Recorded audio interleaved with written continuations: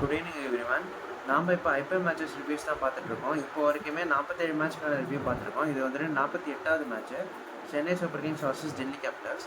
So இந்த match எங்கே நடந்தது பார்த்தீங்கன்னா அருண்ஜேட்லி ஸ்டேடியத்தில் நடந்தது. ஸோ இந்த மேட்சை பொறுத்த வரைக்கும் அக்ஷர் பட்டேல் வந்துட்டு டாஸ் ஜெயிச்சு பேட்டிங் ஃபர்ஸ்ட் எடுத்திருந்தாரு.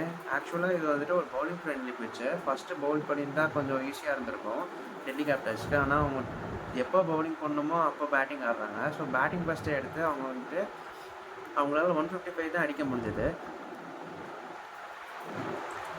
இது வந்துட்டு ஒரு ஸ்லோ பிச்சாக இருந்தாலுமே நல்ல ஒரு பவுன்ஸ் இருக்கும். ஸோ நல்ல ஹார்ட் சர்ஃபேஸ் தான் இது. ஸ்பின்னுக்குமே நல்ல அசிஸ்டண்ட்டாக இருக்கும். ஸோ பேட்டிங் வந்துட்டு ஸ்டார்டிங் அப்போ பேட்டிங் ரொம்பவே கஷ்டமாக இருக்கும். செகண்ட் ஹாஃபில் போக தான் வந்துட்டு டியூ வரதுனால பேட்டிங் ரொம்பவே ஈஸியாக இருக்குன்னு சொல்லலாம். ஆனால் அவங்க அப்படியே மாற்றி எடுத்துட்டாங்க. ஸோ பவுண்ட்ரிஸ் வந்துட்டு 65 ஸ்கொயர் பவுண்ட்ரிஸ் வந்துட்டு கொஞ்சம் ஷார்ட்டாகவே இருக்கும். ஸோ இது வந்துட்டு ஃப்ளாட் ட்ராக் மாதிரி தான் இருந்தது. ஆனால் இப்போ டெல்லி கேபிட்டல்ஸை பொறுத்த வரைக்குமே இம்பேக்ட் முக்கியமாக பேட்டிங்கில் யார் நல்லா பண்ணாங்க பார்த்தீங்கன்னா சமீர் யஷ்விகன் நல்லா ஆடினார். 24 பாலில் 40 ரன் அடிச்சிருந்தாரு. ஸோ இம்பேக்ட் பிளேயராக வந்திருந்தார். டிஸ்டன்ஸ் ஸ்டல்ஸுமே வந்துட்டு ஒரு 31 பாலில் 38 ரன் அடிச்சிருந்தாரு. ஸோ கேஎல் ராகுல் வந்துட்டு சீக்கிரமாக அவுட் ஆகிட்டார். ஸோ டெல்லி பார்த்தீங்கன்னா ஒரு 11 ஓவருக்கே 69 ரன் தான் அடிச்சிருந்தாங்க. 5 விக்கெட் போயிருந்தது. ஸோ சமீர் யஷ்வியும் டிஸ்டன்ஸ் ஸ்டல்ஸும் 6th விக்கெட் பார்ட்னர்ஷிப்னால 65 ரன்ஸ் அடிச்சிருந்தாங்க. ஸோ அதனால தான் வந்துட்டு 155 அவங்களால வந்தது. இல்லைனா அது கூட அவங்களால அடிச்சிக்க முடியாது. ஸோ 155 அடிக்கிறதுக்கு ரொம்ப திறமைனாங்கன்னே சொல்லலாம். ஸோ சென்னை சூப்பர் கிங்ஸ் ஒரு பக்கம் சூப்பரான பவுலிங் போட்டிருந்தாங்க. அகில் ஹுசேனாக இருக்கட்டும், நூர் அகமதாக இருக்கட்டும். அகில் ஹுசேன் வந்துட்டு 4 ஓவருக்கு வெறும் 19 ரன் கொடுத்து ஒரு விக்கெட் எடுத்திருந்தார். ஸோ நூர் அகமத் தான் ரொம்ப சூப்பராக போட்டிருந்தார்.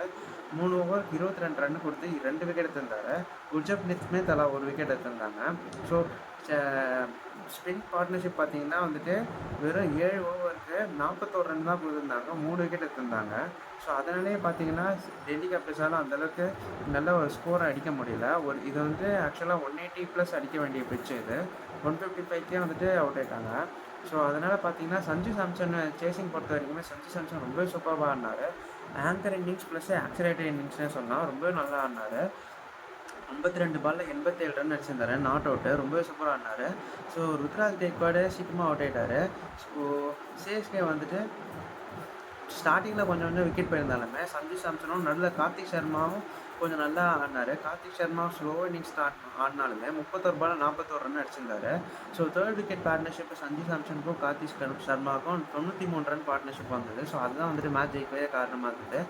அக்ஷர் பட்டேல் வந்துட்டு நல்லா ஒரு டீசெண்டாக போட்டார். ஆனால் அவரால் விக்கெட்ஸ் எடுக்க முடியல. குல்தீப் யாதவுமே வந்துட்டு பயங்கரமாக ரன்ஸ் போயிட்டார். சஞ்சு சாம்சன் வந்துட்டு 9 பாலில் 25 ரன் அடிச்சிருந்தார் குல்தீப் யாதவோடைய பவுலிங் பொறுத்த வரைக்குமே பவுலிங்லேயே. ஸோ இதனால் பார்த்தீங்கன்னா பாயிண்ட்ஸ் டேபிளில் ஆர்சிபி டாப்பில் இருக்காங்க. ஸோ இந்த மேட்ச்சை பொறுத்த வரைக்குமே ஸோ டிசிக்கு வந்துட்டு ரொம்பவே அடிக்கடி தோத்துட்டே இருக்கிறதுனால கண்டினியூஸாக தோத்துட்ருக்காங்க. சென்னை வந்துட்டு கொஞ்சம் இம்ப்ரூவ் ஆகி 10 பாயிண்டில் இருக்காங்க. ஸோ எம்ஐயும் எல்எஸ்சியும் ஆல்ரெடி எலிமினேட் ஆகிறதுனால சிஎஸ்கேக்கு கொஞ்சம் சான்சஸ் இருக்குன்னே சொல்லலாம் ப்ளே ஆஃப் போகிறதுக்கு. ஸோ சிஎஸ்கேவுடைய பவுலிங் நாளுக்குலாம் ரொம்பவே நல்லா போயிட்டுருக்கு. குறிப்பாக ஸ்பின் பவுலிங்ஸ் அகில் ஹுசேன், நூர் அகமத் ரொம்பவே நல்லா போட்டிருக்காங்க.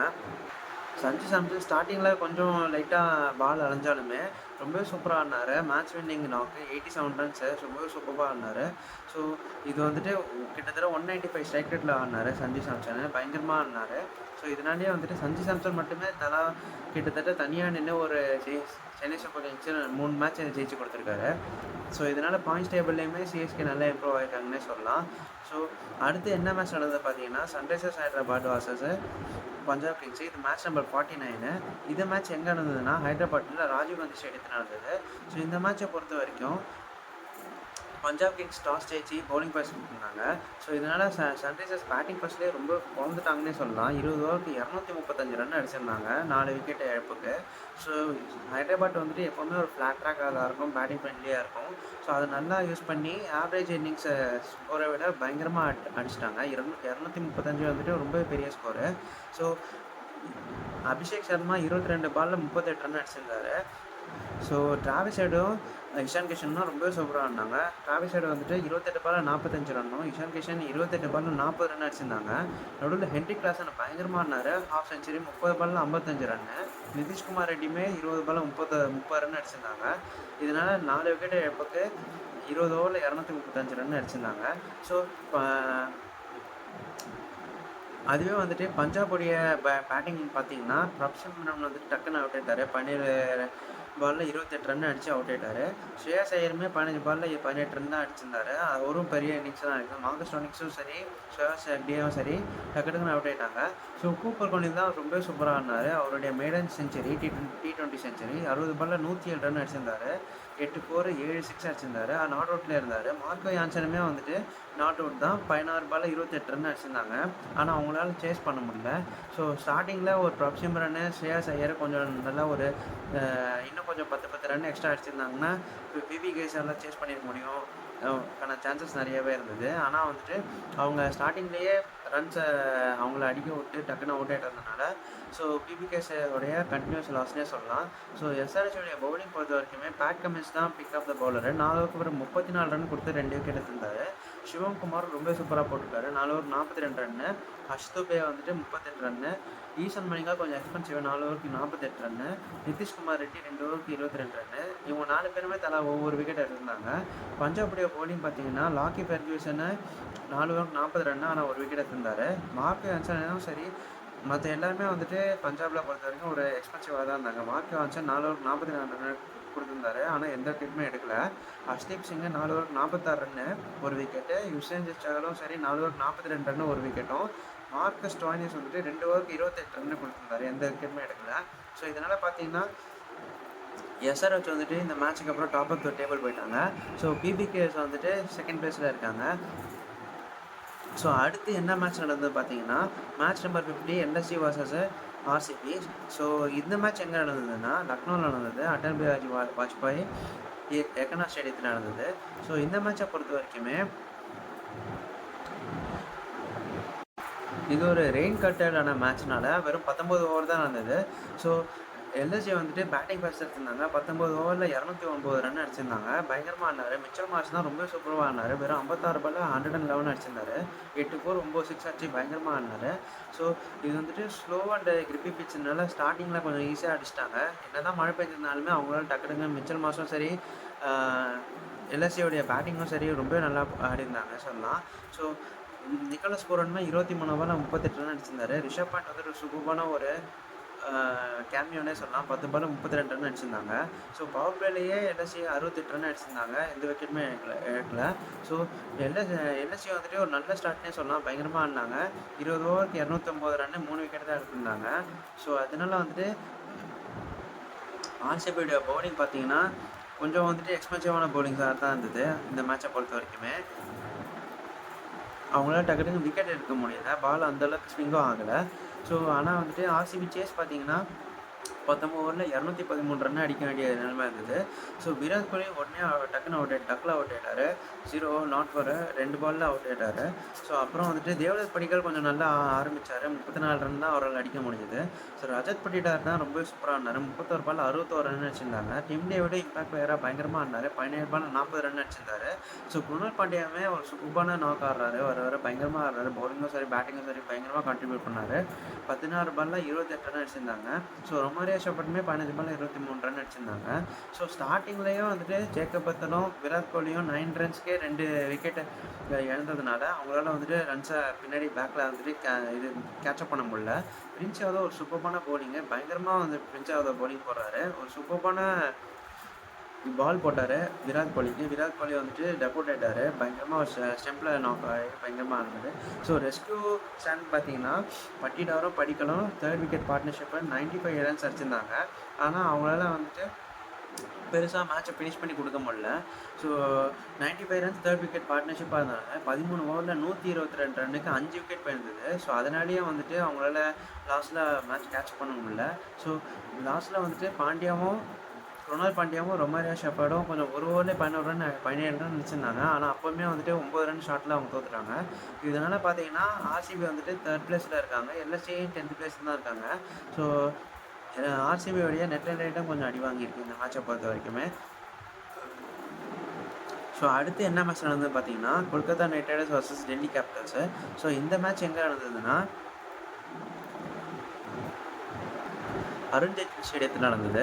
ஸோ இந்த மேட்சை பொறுத்த வரைக்குமே டெல்லி கேபிட்டல்ஸ் வந்துட்டு ஃபஸ்ட்டு பேட்டிங் ஆடினாங்க. ஸோ டெல்லி கேபிட்டல்ஸால வெறும் 20 ஓவருக்கு 140 ரன் தான் அடிக்க முடிஞ்சது. 8 விக்கெட் போயிருந்தது. ஸோ அஜிங்கர் ரஹானே டாஸ் ஜெயிச்சு அவர் கன்ஃப்யூஸாக தான் இருந்தார், என்ன பண்ணுறதுன்னு தெரில இந்த பிச்சில். ஆனால் வந்துட்டு அவர் வந்துட்டு பவுலிங் சூஸ் பண்ணியிருந்தாரு. ஸோ விப்ராஜ் நிகாம, கருண் நாயர் கொஞ்சம் நல்லா ஆடினாங்க. டியூ ஃபேக்டர் செகண்ட் இன்னிங்ஸில் ஆனதுனால ஸோ ரொம்பவே வந்துட்டு செகண்ட் இன்னிங்ஸில் பேட்டிங் ரொம்ப ஈஸியாக இருந்தது. ஸோ டெல்லி கேபிட்டல்ஸை பொறுத்த வரைக்குமே கேஎல் கொஞ்சம் நல்லா ஸ்டார்ட் பண்ணார். 14 பால் 23 ரன் அடிச்சிருந்தாரு. ஆனால் பத்தம் நிசான்கா அந்தளவுக்கு அடிக்கலை.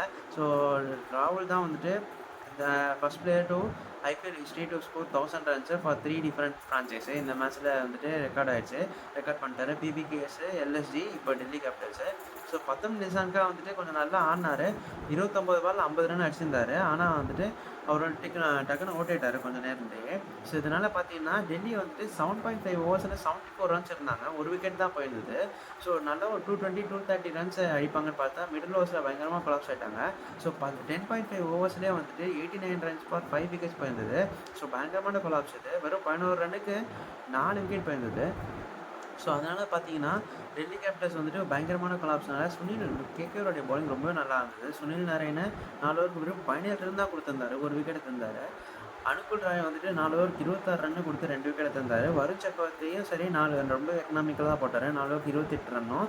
ஸோ கார்த்திக் தியாகி வந்துட்டு 4 ஓவருக்கு 28 ரன்னு 2 விக்கெட்டு கேஎல் ராகுலுடைய விக்கெட் எடுத்திருந்தார். கேமரன் கேமே வந்துட்டு 4 ஓவருக்கு 28 ரன்னு 2 விக்கெட் எடுத்திருந்தார்.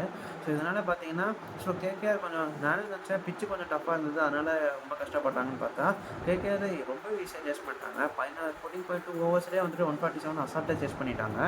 என்னதான் வந்துட்டு அஜிங்கர் ரஹானேவும் ரகுவன்ஷியும் பவர் பிளேலேயே அவுட் ஆயிருந்தாலுமே 56/2 இருந்தாங்க பவர் பிளேயில். ஆனால் ஃபின்னாலும் கேமராங்களும் பயங்கரமாக இருந்தாங்க. குறிப்பாக ஃபின்னாலும் ஒரு சூப்பரான செஞ்சுரி. 2 பேருமே வந்துட்டு சூப்பரான பார்ட்னர்ஷிப்பாக 116 ரன் பார்ட்னர்ஷிப் இருந்தது. ஜஸ்ட்டு 64 பாலில் அவ்வளோ சூப்பராக ஆடினாங்க 2 பேருமே.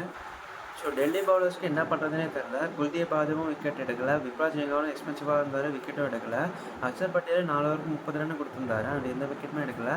ஷார்க்கும் முகேஷ் குமாரும் தான் ஒவ்வொரு விக்கெட் எடுத்திருந்தாங்க. ஆனால் அவங்களுக்கு ரன்ஸ் போயிருந்தது 31 ரன் 28 ரன் போயிருந்தது 3 ஓவருக்கு.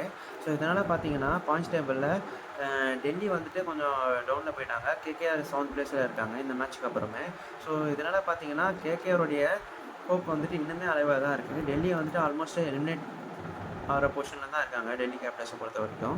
ஸோ இதனால் பாயிண்ட்ஸ் டேபிளில் யார் வருவா, யார் டாப் 4ல் வருவானே ஒவ்வொரு மேட்சுமே பயங்கரமாக சேஞ்ச் ஆகுது. ஒரு நாள் டாப் ஆஃப் த டேபிளில் இருக்காங்க, ஒரு நாள் எங்கே இருக்காங்கன்னே தெரில, அந்த மாதிரி போயிடுது. ஸோ அடுத்து என்ன மேட்ச் நடந்தது பார்த்தீங்கன்னா ஜிடி vs RR. ஸோ இந்த மேட்சை பொறுத்த வரைக்குமே இது எங்கே நடந்தது பார்த்தீங்கன்னா ஜெய்ப்பூரில் சவாய் மான்சிங் ஸ்டேடியத்தில் நடந்தது. ஸோ இந்த மேட்சை பொறுத்த வரைக்கும் குஜராத் டைட்டன்ஸே டாஸ் வச்சு பேட்டிங் பாய்ஸ் எடுத்திருந்தாங்க. 20 ஓவருக்கு வந்துட்டு 229 ரன் அடிச்சிருந்தாங்க. ஒரு சூப்பரான பேட்டிங்கு குஜராத் டைட்டன்ஸ் பொறுத்த வரைக்குமே. பவர் பிளேலேயே 6 ஓவருக்கு 82 ரன் அடிச்சிருந்தாங்க, எந்த ஒரு விக்கெட்டுமே போகாமல். ஸோ இன்னும் சரி சாய் சுதர்ஷனும் பயங்கரமாக ஆடினாங்க. 10 ஓவருக்கு 118 ரன் பார்ட்னர்ஷிப் இருந்தது. ஸோ என்ன தான் எக்ஸ்ப்ளோசிவ் பேட்ஸ்மேன்ஸ் கிடையாது, ரொம்பவே வந்துட்டு ஸ்லோவாக ஆடுவாங்க, ரொம்பவே தோசுக்குவாங்க அப்படின்னு பார்த்தா இன்னும் சாய் சுதர்ஷனும் ரொம்ப ரெஸ்பான்சிபிளாக பயங்கரமாக ஆடுறாங்க. ஸோ இதனால் பார்த்தீங்கன்னா ஜிடி சூப்பரான பொசிஷனுக்கு போயிருந்தாங்க. ஸோ என்ன தான் வந்துட்டு டியூ வரும், அதனால் வந்துட்டு RR பவுலிங் ஃபர்ஸ்ட் எடுத்திருந்தாலுமே ஸோ அவங்களால ரன்ஸை கண்டெயின் பண்ண முடியல. சாய் சுதர்ஷனும் சரி சுப்மன் கில்லும் சூப்பரான 44 பாலில் 84 ரன் அடிச்சிருந்தாரு. அப்போ வந்துட்டு கொஞ்சம் ஹர்ட் ஆகி ஹர்ட் போயிட்டார். சாய் சுதர்ஷனை 36 பாலில் 55 ரன் அடிச்சிருந்தாங்க. ஜாஸ் பட்லர் சீக்கிரம் அவுட் ஆகிறார் 13 ரன்னுக்கு. வாஷிங்டன் சுந்தரும் சூப்பரான ஆடினார் 20 பாலில் 37 ரன்னும். ஸோ ஜேசன் ஹோல்டரும் சரி ராவல் தேவாத்தியாவும் சரி பயங்கரமான கேமியோ 8 பால் 14 ரன் அந்த மாதிரி அடிச்சிருந்தாங்க. ஸோ RRுடைய பவுலிங் பொறுத்த வரைக்கும் யஷ்ராஜ் பஞ்சா சூப்பராக போட்டிருந்தார். யஷ்ராஜ் பஞ்சாவை ஒன்று டீசெண்டாக போட்டு 4 ஓவருக்கு 37 ரன் ஒரு விக்கெட்டு. ஜடேஜாவும் சரி 4 ஓவருக்கு 34 ரன் ஒரு விக்கெட்டு. விஜய் சர்மாவும் 4 ஓவருக்கு 30 ரன் ஒரு விக்கெட்டு. ஆனால் ஆச்சர் வந்துட்டு 4 ஓவருக்கு 40 ரன்னு மேலே போயிடுச்சு, எந்த விக்கெட்டுமே எடுக்கலை. இதனால் 16 எக்ஸ்ட்ரா கொடுத்துருந்தாங்க, 11 வைடு மட்டுமே போட்டிருந்தாங்க, நிறைய வைட்ஸ் போட்டாங்க. ஸோ RRுடைய இன்னிங்ஸ் பார்த்தீங்கன்னா வைபவ் சூரியவன்சி ஒரு ஸ்டார்டிங்கில் நல்லா ஆடினார் 16 பால் 36 ரன். ஆனால் சிராஜுடைய பவுலிங்கில் அவுட் ஆகிட்டார், பயங்கரமான ஒரு பவுலிங் அது. ஸோ ஜெய்ஸ்வாலுமே சீக்கிரமாக அவுட் ஆகிட்டார், பவர் பிளேலே அவுட் ஆகிட்டார். ஸோ துருவ் ஜுரேல் கொஞ்சம் ரன்ஸை கண்டெயின் பண்ணலாம் அடிக்கலான்னு பார்த்தா அவருமே 9 பாலில் 24 ரன் அடித்து அவுட் ஆகிட்டார். ஸோ மிச்சப்படி வந்துட்டு மிடில் ஆர்டர்ஸ் பயங்கரமாக கொலாப்ஸ் ஆகிட்டாங்க, அவங்களால பெருசாக அடிக்கவும் முடியல. ஸோ இதனால் 152 ரன்ஸ்க்கே வந்துட்டு ஆல் அவுட் ஆயிட்டாங்க. 16 ஓவர்லேயே அவங்க ஆல் அவுட் ஆயிட்டாங்க. ஸோ எல்லா பாலுமே இஷ்டத்துக்கு பயங்கரமாக சுற்றி அவுட் ஆயிட்டாங்க. அட்லீஸ்ட் வந்துட்டு 20 ஓவர் ஆடிருந்தாலுமே அவங்களுக்கு ஒரு 180 190 கிடச்சிருக்கும். அப்பயாவது வந்துட்டு ஒரு ரன் ரேட் அடி வாங்காமல் இருந்திருக்கும். ஆனால் இந்த மேட்சுக்கு அப்புறமே ஒரு பயங்கரமான ரன் ரேட் அடி வாங்கிடுச்சு. ஸோ ஜிடி வந்துட்டு டாப் ஆஃப் த டேபிள் போயிட்டாங்க. பயங்கரமாக ஆடுறாங்க ஜிடி பொறுத்த வரைக்கும். ரொம்ப ஸ்லோவாக ஸ்டார்ட் பண்ணாங்க, ஆனால் பயங்கரமான பொசிஷனில் இருக்காங்க. ஸோ இந்த மேட்ச் பொறுத்த வரைக்குமே வந்துட்டு ஆர்சிபியும் ஜிடியும் டாப் ஆஃப் த டேபிளில் இருந்தாங்க. ஆர்ஆர் வந்துட்டு ஸ்டார்டிங்கில் பயங்கரமாக டாப் ஆஃப் த டேபிளில் இருந்தாங்க. ஆனால் இப்போ வந்துட்டு 6வது பிளேஸில் இருக்காங்க இந்த மேட்ச்சுக்கு அப்புறம். ஸோ அடுத்து என்ன மேட்ச் இருக்குது, யார் பிளே ஆஃப் போவான்றது ஒவ்வொரு மேட்சுமே டிஃப்ரென்ஸ் ஆகிட்டே இருக்குது. ஸோ நாளைக்கு இன்னொரு வீடியோவில் பார்க்கலாம். மறக்காமல் சேனல் சப்ஸ்கிரைப் பண்ணிக்கோங்க. வீடியோஸ் பார்க்குறீங்க ஆனால் வந்துட்டு யாருமே சப்ஸ்கிரைப் பண்ணுறதில்ல. மறக்காமல் சேனல் சப்ஸ்கிரைப் பண்ணிக்கோங்க. ஸோ டெய்லி வீடியோஸ் வரும், சேனல் சப்போர்ட் பண்ணுங்கள். ஸோ நாளைக்கு இன்னொரு வீடியோவில் பார்க்கலாம்.